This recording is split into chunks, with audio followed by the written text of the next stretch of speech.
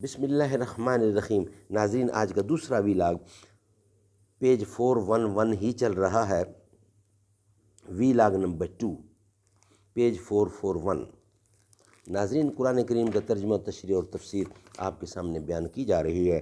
جلد اول سورۃ الفاتح سے لے کر سورۃ البقرہ، پارہ اول تھا پارہ تیسرا، رکوع 8واں۔ رائٹر اس کتاب کے حضرت مولانا مفتی محمد شفیع صاحب رحمۃ اللہ علیہ، جو کہ ہیں مفتی اعظم پاکستان۔ بسم اللہ الرحمن الرحیم۔ الحمد للہ وکفی وسلام علی عبادہ الذین اصطفی۔ قال النبی صلی اللہ علیہ وسلم خیرکم من تعلم القرآن وعلمہ۔ بہترین لوگ وہ ہیں جو خود بھی قرآن پڑھیں اور دوسروں کو پڑھائیں، لکھائیں اور سکھائیں۔ کیا خوب امیر فیصل کو سنوسی نے پیغام دیا، تو نامنسب کا حجازی ہے پر دل کا حجازی بن نہ سکا۔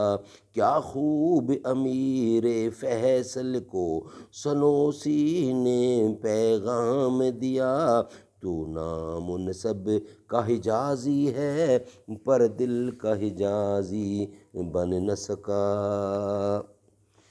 ویلاگ نمبر 2، مسئلہ سانڈ وغیرہ جو بتوں کے نام پر چھوڑ دیے جاتے ہیں، یا اور کوئی جانور، مرغا، بکرا وغیرہ کسی بزرگ یا اور کسی غیر اللہ کے نام زد کر دیا جاتا ہے، اس کا حرام ہونا ابھی 4 آیتوں کے بعد وما اہل بہ لغیر اللہ کے تحت آنے والا ہے۔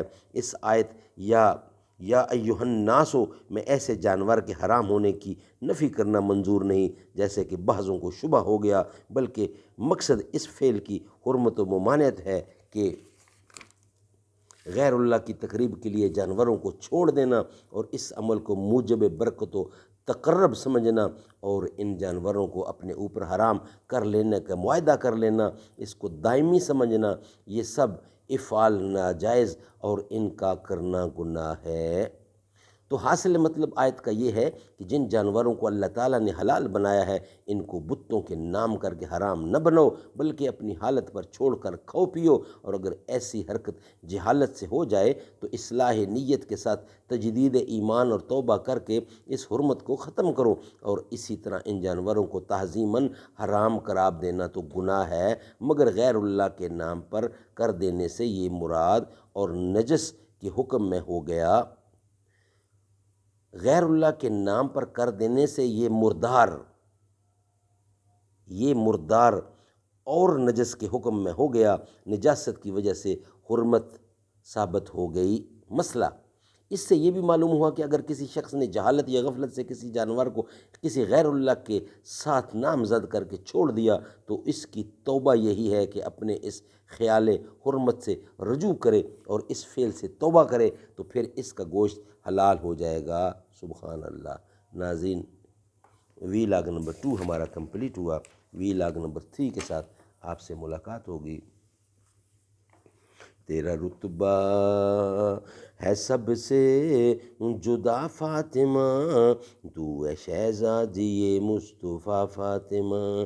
وہ دھنی ہے مقدر کا رب کی قسم، آپ کے در کا جو ہے گدا فاطمہ۔ انتہا میری خوشیوں کی ہوگی نہ جب مجھ کو جنت میں بولیں گی جا فاطمہ۔ میں ہوں شبیر و شبر کے در کا غلام، فضل مولا سے اے سید فاطمہ۔ تیرے غیر و غضب سے لرزتا رہا ہر منافق لئیم دین کا فاطمہ۔ تیرا رتبہ ہے سب سے جدا فاطمہ۔